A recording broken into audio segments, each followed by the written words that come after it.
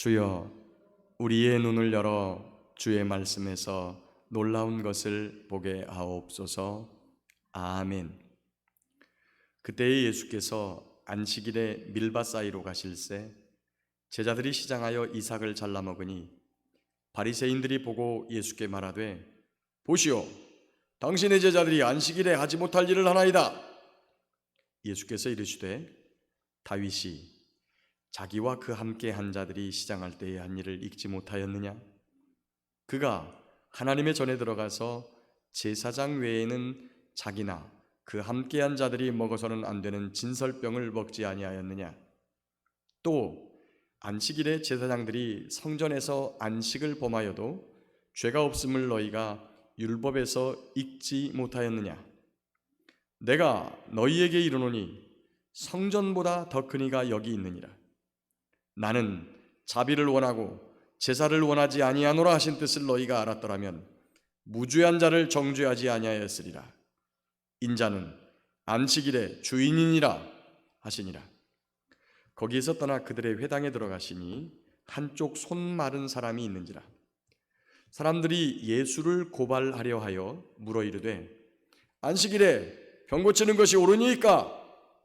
예수께서 이르시되, 너희 중에 어떤 사람이 양 한 마리가 있어 안식일에 구덩이에 빠졌으면 끌어내지 않겠느냐? 사람이 양보다 얼마나 더 귀하냐?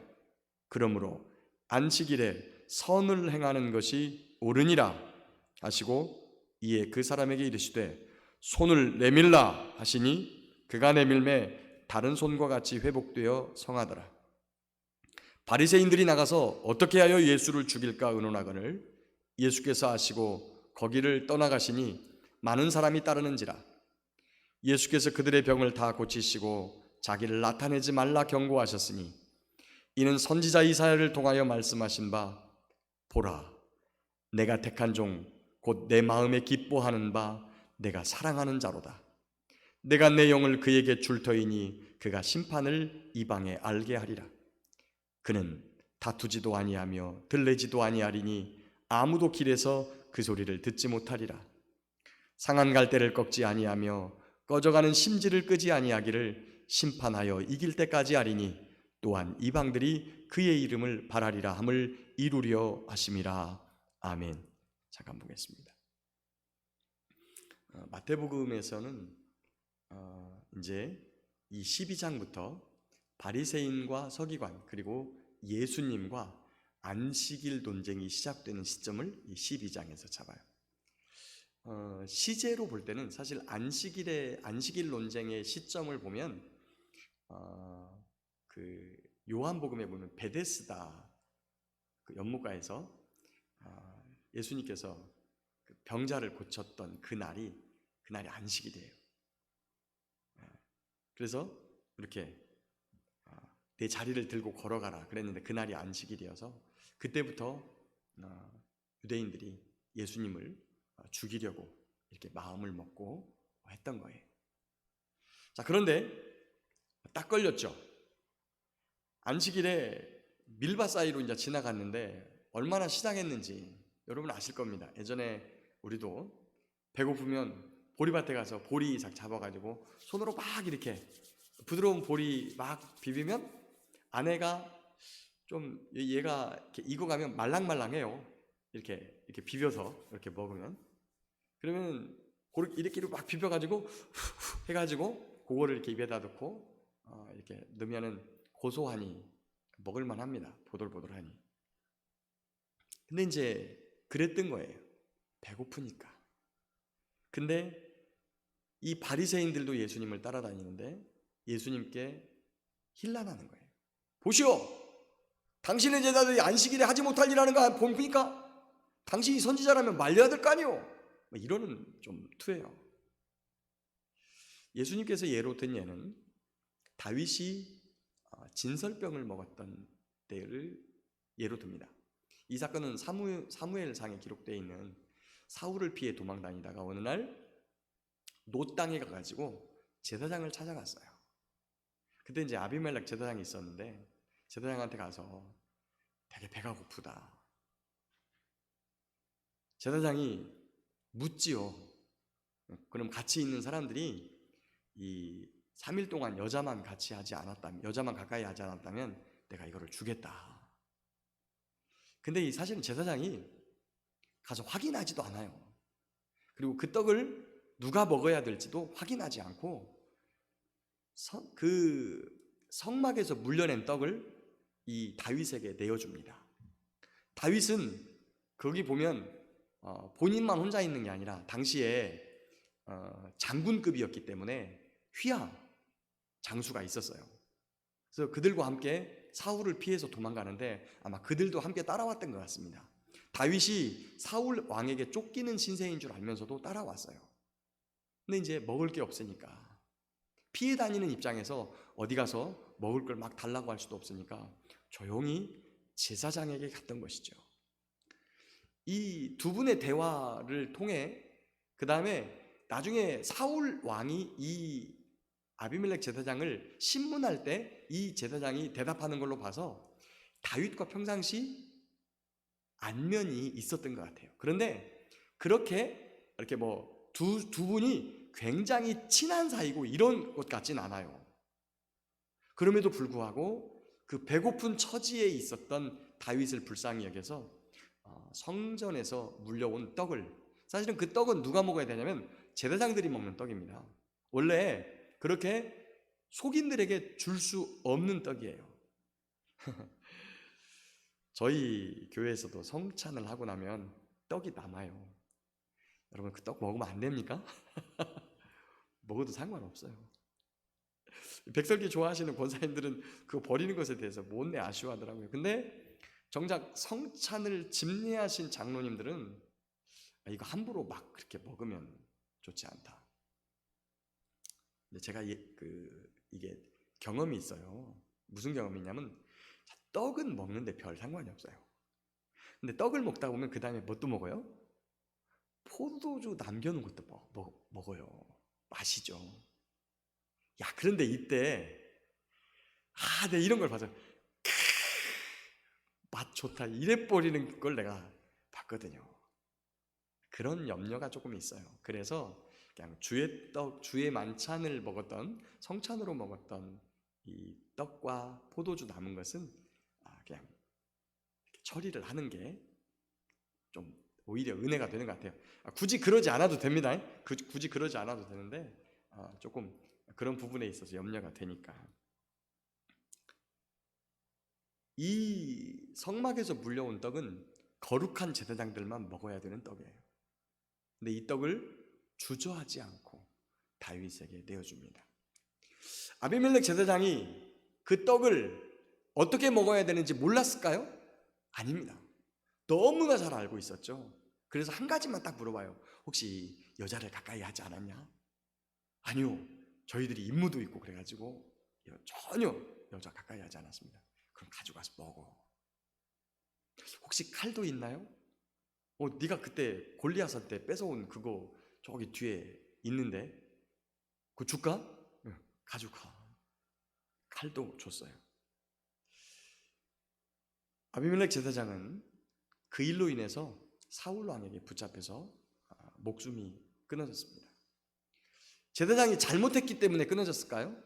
아닙니다. 그 제사장은 정말 하나님께서 우리에게 율법을 왜 주셨는지를 너무 잘 알고 있었던 거예요. 너무 잘.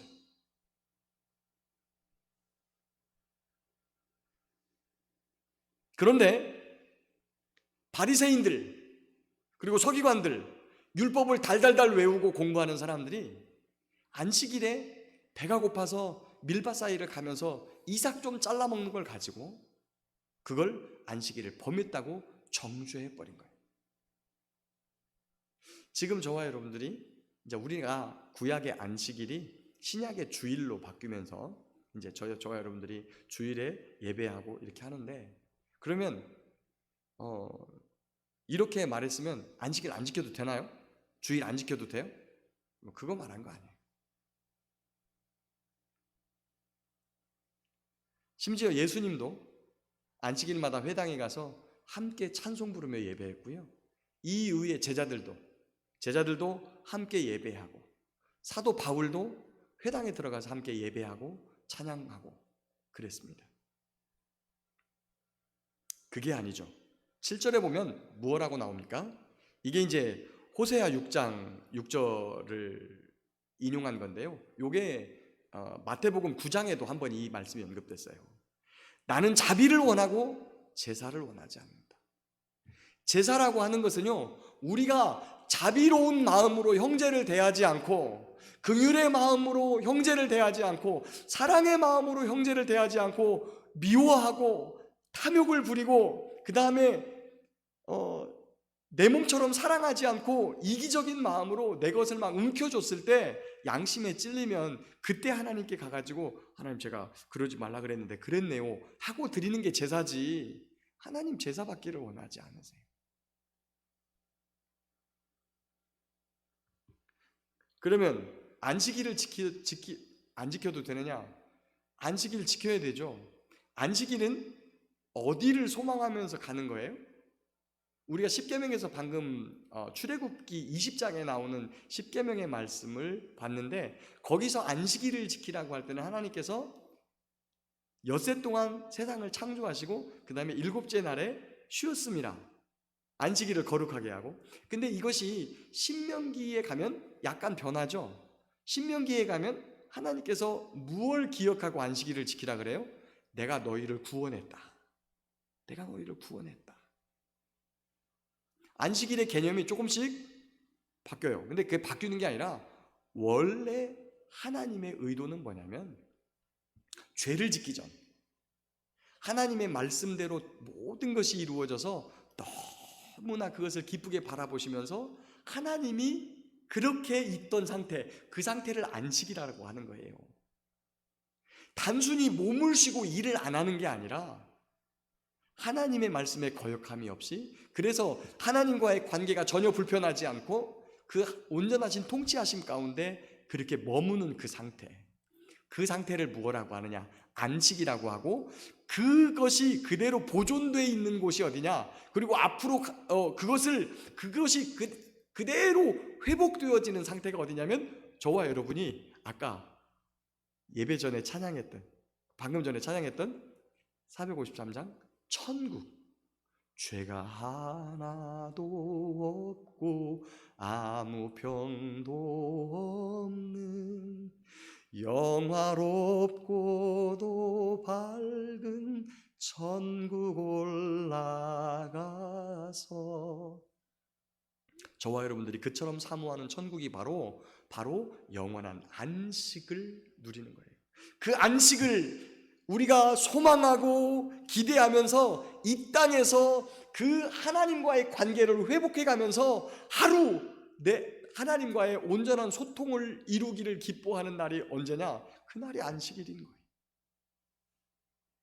근데 그날 그런 것들을 보면서 저것들이 지금 안식일을 어기고 있지, 이렇게 정죄하는 건 하나님이 절대 안식일에 기뻐하는 일이 아니라는 사실이에요. 한 번 더 지나갑니다.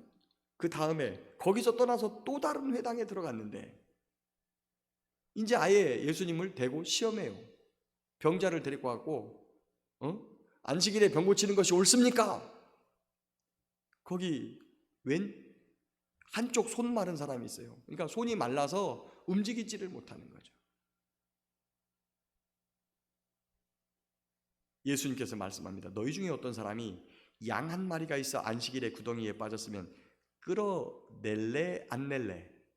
요거는요 율법에 있어요. 레위기에. 안식일에 양이 빠지면 그 구덩이에서 양 건져내야 돼. 놔두면 죽으니까. 근데 양을 건져내라고 하신 예수님께서 사람이 어려움을 당한, 사람이 질병 때문에 고통당하는 이거를 하나님께서 그걸 그냥 가만히 보고 계시기를 원하시겠냐는 거죠. 아무 말도 하지 않는 그들을 향해서 손을 내밀라. 그러니까 손을 내밀매 손이 내밀면서 그대로 회복되어졌어요. 그랬더니 반응 어떡합니까? 바리새인들은 나가서 어떻게 하여 예수를 죽일까 의논하더라.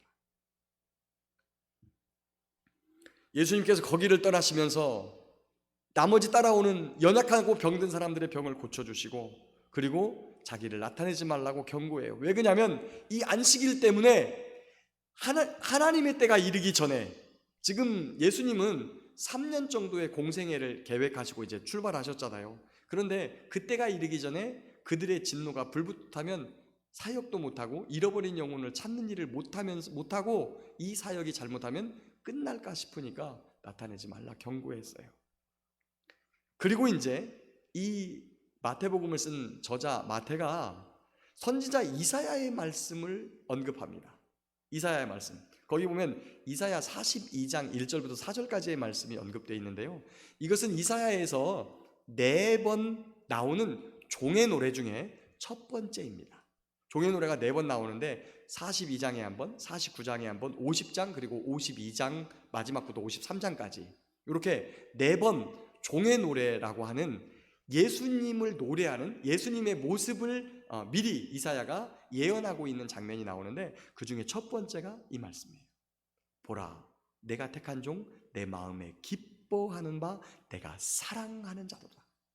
그런데 하나님께서, 아버지 하나님께서 택하시고 기뻐하시고 사랑하는 종이 어떤 모습을 가지고 있냐면, 큰 소리 내지 않고 영을 가득 부어주었는데 심판을 알게 하는데 큰 소리 내지 않고 싸우지도 않고 그냥 다니면서, 심지어 그 예수님 곁으로 모여드는 상한 갈대 꺼져가는 심지도 꺾거나 끄지 않고, 불면 꺼질세라, 잠깐 힘주면 꺾어질세라, 그들을 안타까워하면서 그들을 고치시고 일으켜 세워주시는 이 하나님의 종된 모습을 이사야가 찬송했던 거예요. 하나님이 누구를 기뻐하세요? 하나님이 누구를 사랑하세요? 바로 이런 분을 사랑하는 거예요. 긍휼과 자비를 실천하는 사람, 상한 갈대도 꺾지 않고 그를 붙들고 있는 사람, 꺼져가는 심지, 꺼져가는 등불 그냥 꺼지게 내비둬, 그만하면 됐지, 뭐 더 이상 어떻게 해, 그냥 놔둬, 이게 아니라 끝까지 붙들고 그를 위하여 간구하며 하나님 앞에 기도하는 그 사람들을 보고 아버지 하나님께서 기뻐하시는 거예요. 오늘 설교 제목이 뭐예요? 설교 제목 한번 읽겠습니다. 설교 제목 시작. 땅에서 사는 하늘 백성. 땅에서 사는 하늘 백성. 저와 여러분들은 비록 땅을 밟고 여기 땅에 살지만 땅을 위해서 사는 게 아니에요. 이곳의 삶을 살아가는 사람이 아니라 하늘 백성의 신분으로 여기에서 천국을 꿈꾸며 그리고 영원한 안식을 소망하며 그 삶을 살아내는 거예요. 그래서 제가 늘 여러분에게, 우리 이렇게 살아도 천국에 가서 하나님 볼 낯이 있을까요? 이런 말을 자주 해요. 하늘 백성이면 하늘 백성답게 살아야 하는데, 내가 알고 있는 율법으로 판단하고 정죄하고, 안수 집사가 교회도 안 나왔어? 장로가 그것도 안 해? 권사가 돼가지고, 이게 바로 우리의 모습 아니었나요?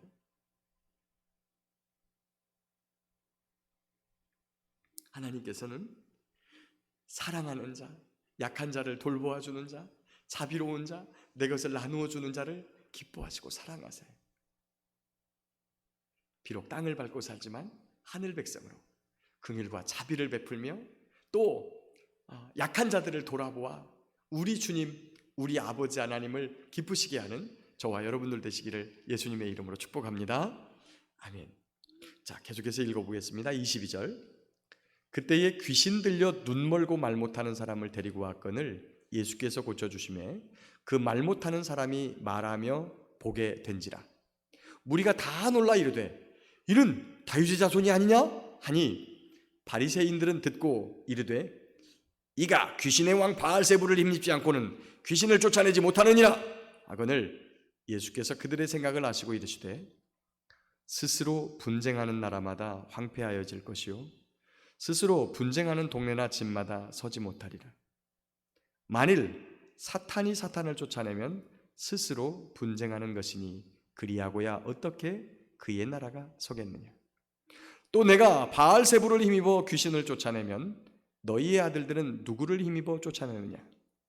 그러므로 그들이 너희의 재판관이 되리라. 그러나 내가 하나님의 성령을 힘입어 귀신을 쫓아내는 것이면 하나님의 나라가 이미 너희에게 임하였느니라. 사람이 먼저 강한 자를 결박하지 않고서야 어떻게 그 강한 자의 집에 들어가 그 세간을 강탈하겠느냐. 결박한 후에야 그 집을 강탈하리라.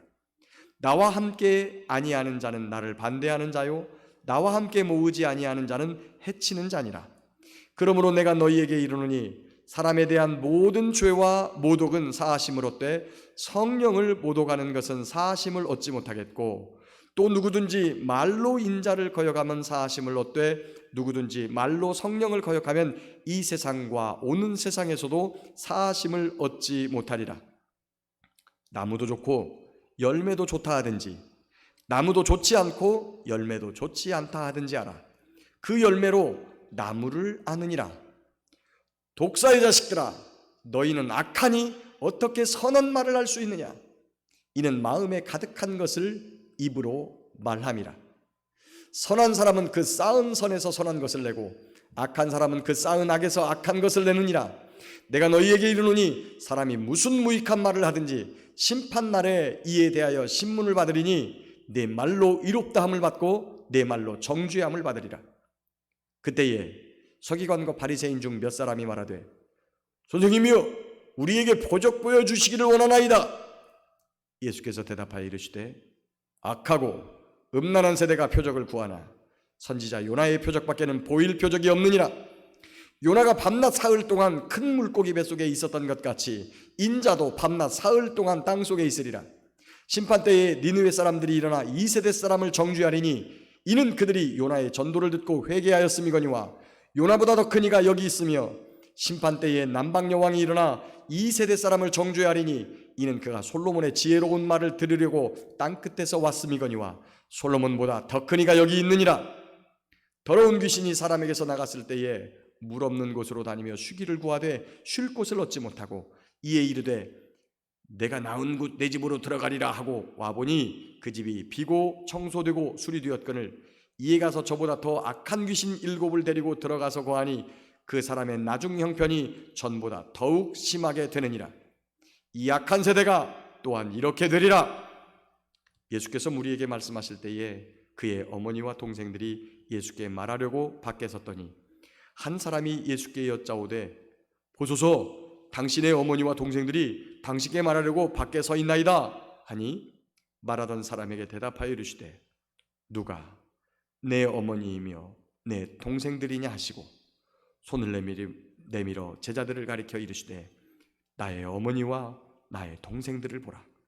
누구든지 하늘에 계신 내 아버지의 뜻대로 하는 자가 내 형제요 자매요 어머니이니라 하시더라. 아멘. 자,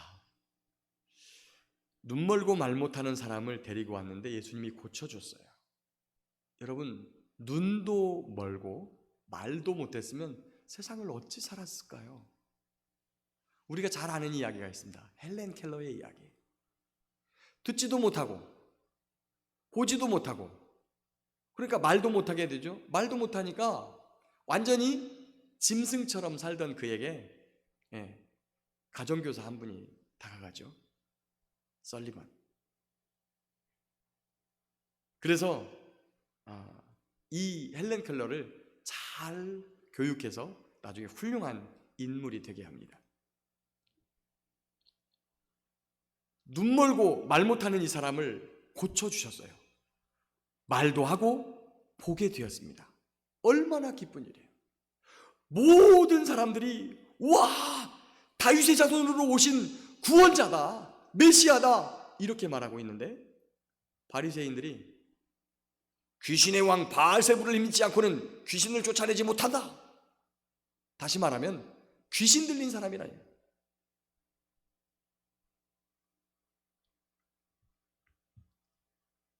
예수님께서 이렇게 말합니다. 31절에 내가 너희에게 이르노니 사람에 대한 모든 죄와 모독은 사하심을 얻을 수 있어요. 그러나 성령을 모독하는 것은 사하심을 얻지 못하겠고 또 누구든지 말로 인자를 거역하면 사하심을 얻되 누구든지 말로 성령을 거역하면 이 세상과 오는 세상에서도 사하심을 얻지 못하리라.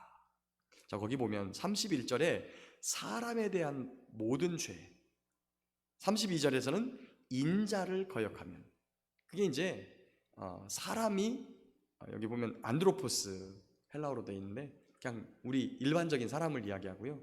사람의 거기 인자는 사람의 아들 안드로포스 휘오스라고 하는 단어인데 뭐 똑같은 단어예요. 근데 여기서 특별히 인자라는 단어를 쓴 것은 이게 예수님 한 분을 지칭하는 게 아니에요. 제가 지난번에 말씀드렸죠. 이 인자가 성경에서 한 9가지 용법으로 쓰였어요. 예수님을 가르치는 인자도 있고요. 그 다음에 이스라엘 전체를 가르치는 인자도 있고, 그 다음에 택함받은 사람들만 가르치는 인자도 있고요. 특별히 부름받은 사람들을 가르치는 인자도 있고, 여러 가지 인자의 용법이 있어요. 근데 여기서 인자는 예수님을 가르칠 수도 있고요. 그 다음에 택함받은 사람을 가르칠 수도 있어요. 우리 창세기 12장 보면 하나님께서 아브라함을 부를 때 너를 축복하는 자에게 내가 복을 내리고 너를 저주하는 자를 내가 저주하겠다, 이런 말씀이 있죠. 그러니까 설령 택함받은 사람이라도 하나님께서 그와 있었던 일은 용서할 수 있어요. 일례로 사도 바울이 예수님을 믿기 전에, 예수님을 만나기 전에는 그리스도인들, 택함받은 사람들을 잡아서 죽이고 그들로 하여금 저주의 말을 하게 하고, 그리고 예수님을 박해하던 그러한 사람이었잖아요. 그런데 그가 용서받고 예수님을 믿게 되었을 때 사도 바울이 자신을 뭐라고 고백합니까? 나는 죄인 중에 괴수다. 나는 내가 믿음의 사람들, 택함받은 사람들, 구원받은 사람들, 심지어 예수님까지 박해했던 죄인 중에 괴수였는데 나를 하나님께서 은혜로 용서해 주시고 택하셔서 사도의 직분까지 오르게 하셨다라고 고백을 하죠. 그러니까 그런 부분들은 용서받아요. 근데 성령을 회방하거나, 다른 데는 이제 회방이라고 되어 있는데, 성령을 회방하거나 성령을 모독하는 것은, 그리고 성령을 거역하는 것은 사하심을 얻지 못한다. 왜 그럴까요? 여러분, 놀랍게도 성령님은 인격적인 분이세요. 하나님이신데도 인격적인 분이세요. 저와 여러분이 성령의 뜻에 동의하지 않잖아요. 하나님이 성령님이 억지로 끌고 가지 않습니다. 저와 여러분이 기쁜 마음으로 그분 앞에 엎드려서 온전한 마음으로 제가 순종하겠습니다 하고 그분을 따라가야 그분이 이끄시지, 따라가지 않으면 이분이 기다려요. 저와 여러분이 뜻을 돌이킬 때까지 기다리신다니까요. 굉장히 오래 기다리시고 참아주시는 건 맞는데, 그런데 말로 성령을 회방하거나 거역하면 그럼 큰일 나요.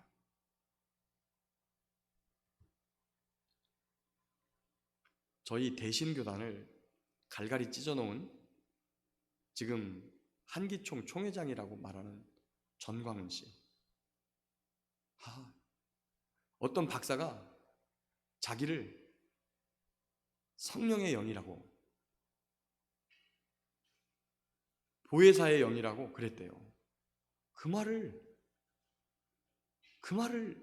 설교 자리에서 그런 얘기를 하면 꾸짖어야 되거든요. 목사라고 하면 어디 비유할 데가 없어서 하나님께 비유해요. 심지어 하나님 까불지 마. 어떻게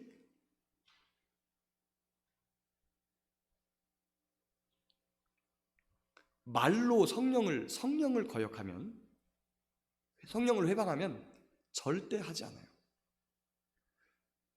우리 안에 성령님이 오셔서 우리를 돌이키게 하시고 하나님을 믿게 하시고 아버지라고 부르게 하시고 예수님을 믿게 하시는 분 성령님이세요. 근데 이분이 우리에게 진리의 빛, 생명의 빛을 비추어 줄 때 이걸 거부하면 거기서 역사하지 않으세요.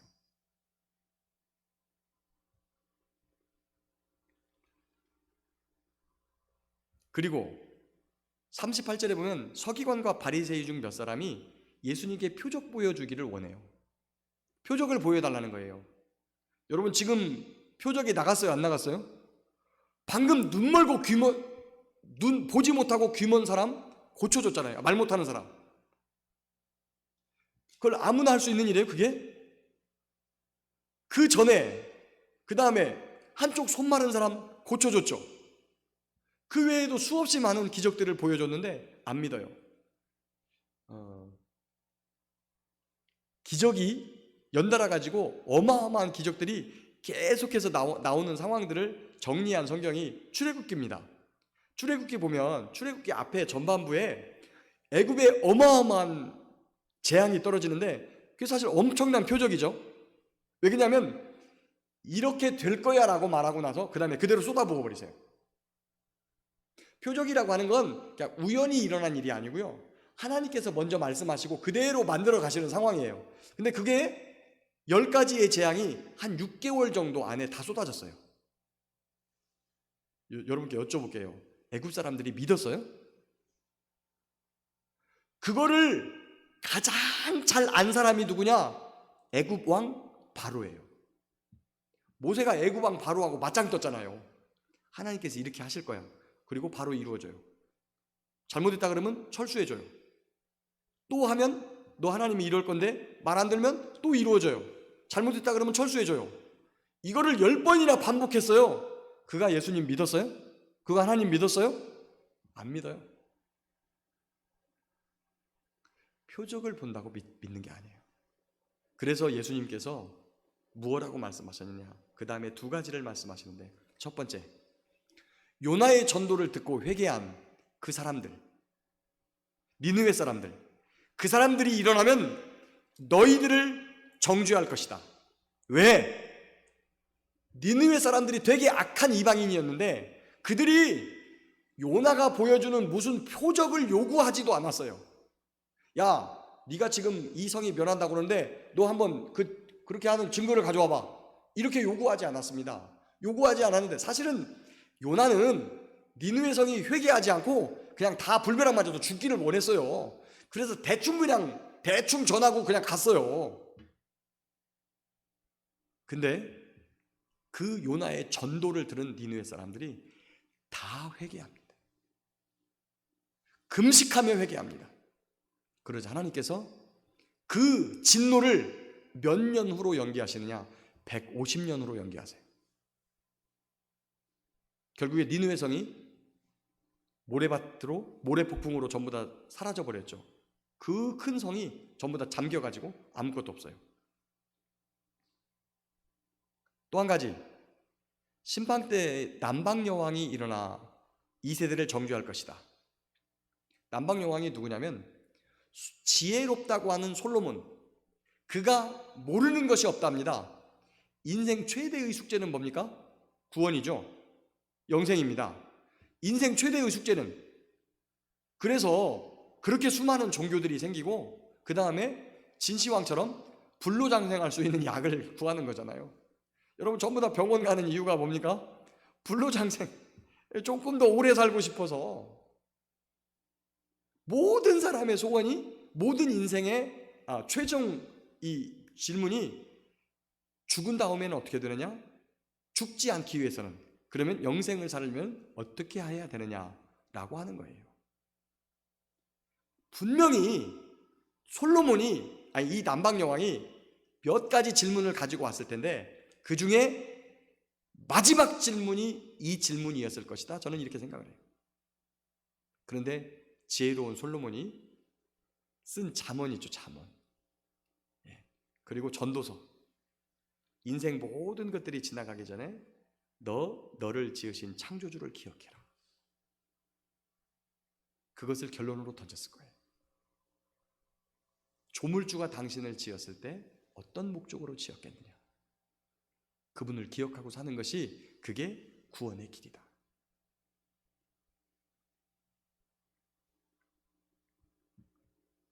이 남방여왕은요, 솔로몬이 그렇게 지혜롭다는 소문을 듣고 찾아와서 솔로몬의 이야기를 들었어요.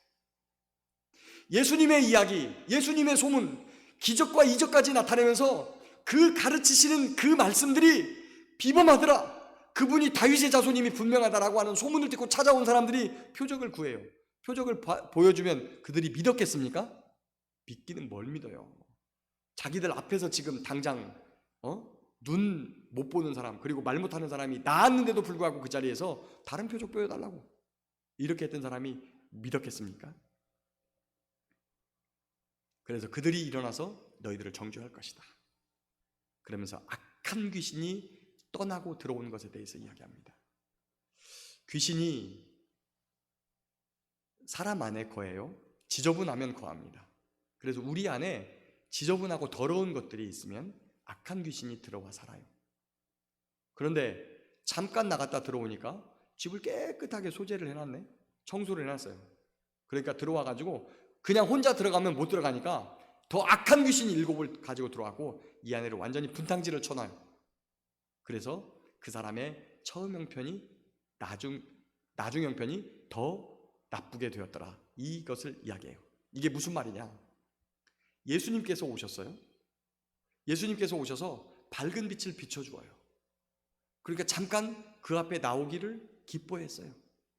그런데 지금 예수님을 향해서 악한 말들을 쏟아내고 있는 거예요. 어떻게 되겠습니까? 차라리 예수님 앞만 못한 거예요, 이 사람들은. 그러면서 그 자리에서 그때 마침 예수님의 어머니 마리아와 동생들, 아마 유다, 야고보 이렇게 쫓아왔겠죠. 예수님이 귀신 들렸다는 소문을 듣고 예수님 잡으러 왔어요. 그래서 어머니와 동생들이 왔다 그러니까 누가 내 어머니고 내 동생이냐? 거기 50절, 누구든지 하늘에 계신 내 아버지의 뜻대로 하는 자가 내 형제요 자매요 어머니입니다.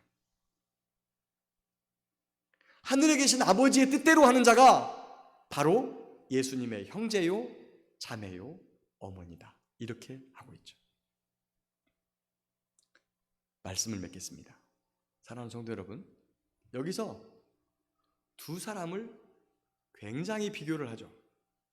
예수님을 정죄하고 있는, 예수님을 비난하고 있는, 예수님을 힐난하고 있고 예수님에게서 무언가를 찾아내서 예수님을 곤란하게 만들고 심지어 죽이려고 하는 바리새인과 서기관들. 그들은 표적 보여달라고 하지만 표적을 보고 싶어서가 아니라 예수님을 죽이고 싶어서, 그리고 예수님을 따라다니는 사람들이 못마땅해서 그러고 있습니다. 그러나 그런 상황 속에서 예수님이 우리에게 주시는 메시지가 있습니다. 첫 번째, 나는 제사를 원하는 게 아니라, 율법으로 정죄하는 길을 원하는 게 아니라 자비를 원하고 긍휼을 원한다. 선을 행하는 것을 원한다. 상한 갈대도 꺾지 않고 꺼져가는 심지도 끄지 않기를 원한다. 그리고 선한 열매를 원한다. 표적이 아니라 말씀을 듣고 그 말씀을 따라 살기를, 그 말씀을 쫓아 살기를, 하나님의 뜻대로 살아가기를 원한다, 이렇게 말씀하고 있습니다. 그런데 생각해 봐야 되는 게 있어요. 이 세상에서 눈으로 보이는 게, 그 다음에 손으로 잡히는 게 여러분 어때요? 이런 것을 하는 거 쉽지 않아요. 하늘에 대한 천국 시민이라고 하는 확신, 하늘에 소망을 두고 있다고 하는 확신, 하늘에서 아버지가 나를 기다리고 계시고 아버지가 나를 위해 상급을 준비하고 계시고 있다고 하는 확신을 가진 자는 그렇게 할 수 있어요. 내 것을 내어줄 수 있어요. 자비를 베풀 수 있어요. 긍휼을 베풀 수 있어요. 내 것을 내어줄 수 있어요. 참을 수 있어요. 용서할 수 있어요. 못난 이 짓 하는 사람도 끝까지 참고 함께 갈 수 있어요. 그런데 하늘의 소망을 둔 하늘 백성이 아니라 이 땅의 소망을 둔 육의 백성이면 어떻게 됩니까? 못 참아요. 내 거 못 내줘요. 용서 못해요. 저와 여러분은 이 땅을 밟고 서 있는 하늘 백성인 줄 믿습니다. 이 땅의 것에 소망을 두는 육의 백성이 아니라 하늘의 소망을 두고 하늘 백성으로 이 땅을 살아갈 수 있는 저와 여러분들 되시기를 예수님의 이름으로 축복합니다.